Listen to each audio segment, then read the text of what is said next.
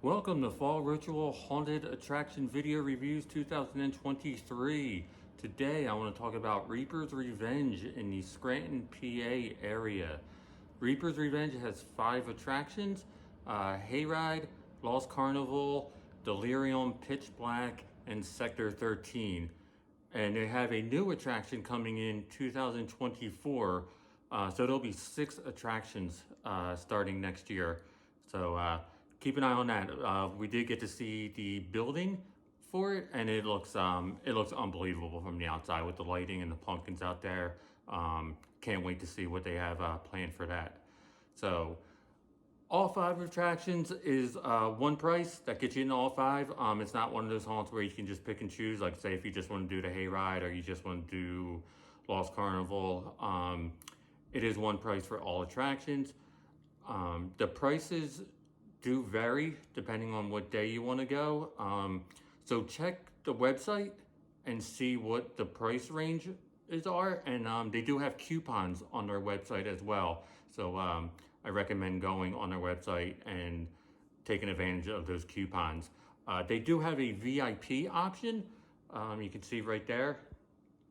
I highly recommend getting the VIP unless if you're getting there right when they open or towards the end of the night where they're about 30 minutes from closing. But if you get there on like prime time, prime nights, the VIP is the way to go because this place gets very, very busy. Keep in mind there is a $3 parking fee. So just keep that in mind when you go. It is $3 per car. One thing I want to talk about before really getting into the attractions and the haunt itself is one thing I noticed this year that they do incredibly well, and that is their crowd control and spacing. Once you get onto the Hayride, and since you have to go through all the attractions in order, you're going to be stuck with that group. But you'll never see that group through the attractions. It's pretty amazing how they do it. You're going to go through like Lost Carnival and not see anybody. You might even get separated from your own group. You'll go through Sector 13 and you'll get separated. You'll go through Delirium and you'll get separated. And then when you get back on the Hayride, you're going to see all the same people, and it's like, where were these people in the actual attraction? But that's how well they have their time management down and their spacing. It's truly unbelievable with the type of crowds they get there. So excellent job on the whole crowd control, spacing, timing, everything. You will not get herded through. You will not be pushed through or anything like that. You're going to go through within your group. That's all you'll see. You might even get separated from them as well. So the first thing you're going to do is the Hayride. And from the start of the Hayride to the end of Sector 13, this is a good 90-minute total haunt to do all 5. So if you're looking to go and you see it's a little like long distance wise, like, oh, it's a couple hours, do not think you're only going to be there for about 45 minutes to an hour. You will be there at least 2 hours to see everything and do everything. So wherever you're coming from, it is worth the trip to get there and go through everything and see everything. So don't think you're going to be in and out. The Hayride is the best Hayride I have ever seen, hands down. The Hayride alone is worth the admission to this place. The one thing they do so well throughout all of the 5 attractions is the sound. The sound on the Hayride is like no other place I've seen before. if you've been on hay rides and if you know like a speaker's in the front and you're sitting in the back, it's kind of hard to hear. If you're in the front and the speaker's in the back, it's kind of hard to hear. These speakers are all around. They're all around you. It is so immersive in these sets that it just, I've never seen it before. You'll never miss anything. This is a hayride where you're going to spend more time looking up than you are like just straight out on like the like out in like a normal set. There's sets, there's huge displays, huge props that defy gravity. You're looking up in trees, there's things hanging, there's just stuff that's bigger than life on this hayride. You'll spend most of the time looking up at these props, at these sets. I don't want to give too much away because it is something you really need to see. But a few things I do want to talk about. The Alice in Wonderland set is not only the most unique set I've seen on a hayride, but up there is one of the best I've ever seen, period. It's just unbelievable what they're doing. There's one set called Pumpkin Alley that I absolutely love. This is everything I love that I want to see at a haunt on a hayride. It's just nothing but pumpkins and scarecrows and, you know, these pumpkin looking scarecrows like in trees just looking down at you. Like I said, you're gonna be staring up at these things. It's amazing how they got these things that high and how they stay there. It defies gravity. It's unbelievable. There is one scene on the hayride that truly creeps me out. It really freaks me out. And I usually don't get scared on a hayride. A hayride's like, you know, you're just gonna sit down, you're just gonna go through it. It's a nice fall night.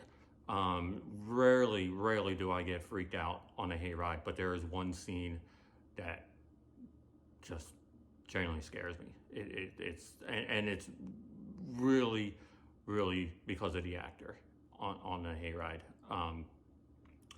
And all the actors on the hayride are just unbelievable. It's just, they give it 110% every time. And it's to be able to do that, to give it your all for every wagon that goes through, all the nights they are open, is truly unbelievable. They definitely give you a performance. After the hayride, you're going to go through Lost Carnival. Lost Carnival, as I was trying to figure notes and write notes on this particular attraction, this is really hard for someone to do a review of because you don't want to give anything away.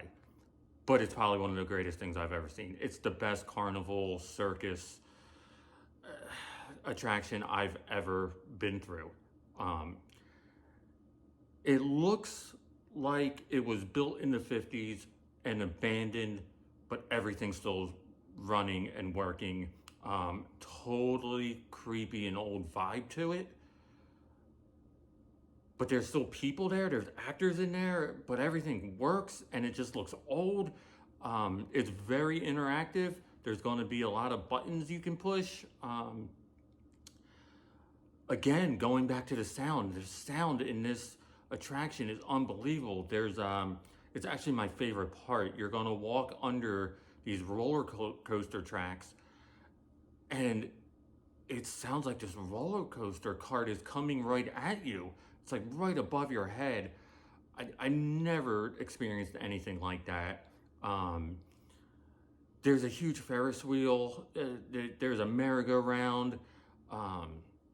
There's these great old, like, you know, posters, like all these old like circus and like spook show posters hanging on the walls. It's really tough to describe. You just have to see it for yourself because this is another attraction that is worth just the admission alone. So after Lost Carnival, you're going to go to Delirium. Delirium is A 3D funhouse from hell. This place is nuts. And the more you go into it, the crazier and more intense this attraction gets. It just seems people and things are coming at you from the ceiling, from the floor, off the walls. They're in your face. It's just the further you go in, the more intense it gets. At one point, there's this like seahorses hanging from the ceiling, but there's no like aquatic scene whatsoever. It's just random seahorses. It's so bizarre. But it just feels like you're getting crazier and crazier the further you go in. After Delirium, you're going back on the hayride.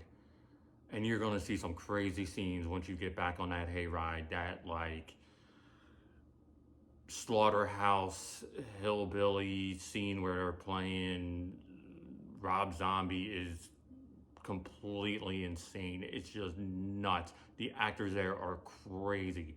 Like I said, all these actors just give it their all night. It's just amazing how they do it. After the hayride, I'm gonna go to Pitch Black. Pitch Black is the most intense of the 5 attractions. Pitch Black is an attraction, if I had to do it either by myself or if I was the one leading the way, I might not be able to do it. It's just, they don't just get you with like it being completely dark. They get you with the sound, and it's just this noise. It's not even music. It's just this noise. It's this high-pitched drone of a noise that will drive you insane. There's actors in there, and I don't understand how actors are actually in this attraction. You can't see, and this noise is coming from God knows where. And it's just, I don't know how they can do it. And the actors will touch you. They'll touch your hair, they'll touch your feet, everything. You're also not allowed to wear any type of hat or glasses through it. And if you're asking yourself how are you supposed to see, you're not seeing anyway. So not having glasses on is no big deal. I don't touch the walls of it. I just cling on to the person that's in front of me. The walls, though, change texture. They get hard to soft to spiky to wet to all types of crazy stuff. I've never personally touched the walls. I'm just afraid of letting go of the person in front of me. John from the Haunt Informer, he led the way, so thanks, John, for getting us through that. This is one attraction, though, you can skip. You can skip Pitch Black and Sector 13, but like I said, like you're paying for all 5, so you might as well do it, but it is very intense. Just throwing that out there. A lot of people might not be able to get through it. After that, you're gonna go to Sector 13. That is a post-apocalyptic zombie theme attraction. If I had to sum up this attraction in one word, it would be fog.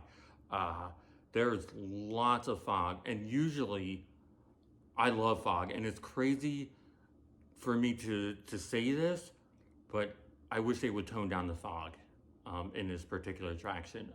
It seemed about 50% of it was just fogged out. At one point, we got split up, and I was leading the way, and I just couldn't figure out where to go. It was just too much fog. And with a place like Reaper's Revenge, who is so detailed with their sets and their props and what they're doing there, it's a shame to have this much fog because you're just covering it. I could see some fog at like the last scene maybe, because I do love that fog creeps into the midway. But it just seemed to be way too much fog.